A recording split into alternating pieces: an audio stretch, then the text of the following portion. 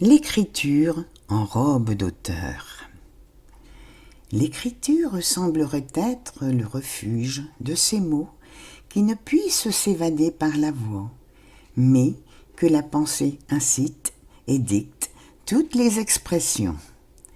Funambule de chaque ligne, couché sur cette page où coule doucement l'encre de la plume.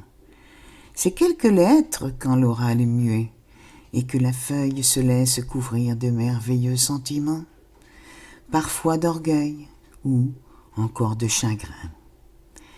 Quand celle-ci se laisse déborder par un soupçon de magie et que l'auteur se dévoile avec amour et simplicité, ses pensées les plus profondes qui émanent de son âme. Il se met à nu pour satisfaire son envie de donner, de partager, ou de faire ressentir les plus belles émotions, qui peut-être feront frissonner, chavirer ou même encore pleurer. Ces lettres qui se nouent au fil des pages et racontent bien souvent tous les secrets des 1001 nuits de songe, ou bien encore de ce qui est invisible et authentique pour l'auteur, mais qui pourrait être abstrait pour certains. Il ne cache pas ses émotions. Il contourne simplement ce qui est en l'occurrence l'interprétation d'un rêve inaccompli ou d'un songe inachevé.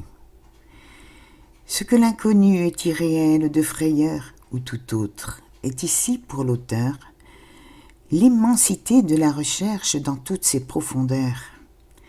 L'ignorance existe, mais l'abstinence de l'imagination est déplorable. C'est pourquoi l'envie d'évoquer dans toute son éloquence d'une merveilleuse rêverie du fantastique, de se laisser emporter par une douce brise, bercée par la mélodie des mots, des lettres, si bien à leur place, habillées d'une adorable ponctuation qui leur donne un charme subtil. C'est comme une magie, un soir de lune rouge, quand les fées se mettent à danser autour d'un feu de joie, inondé d'une fine pluie de notes de musique. C'est ainsi que l'auteur perçoit ce qu'il couche sur la feuille.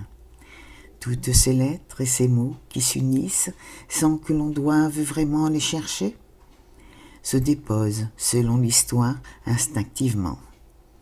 L'amour des mots ne se cherche pas, ce sont les mots qui se substituent.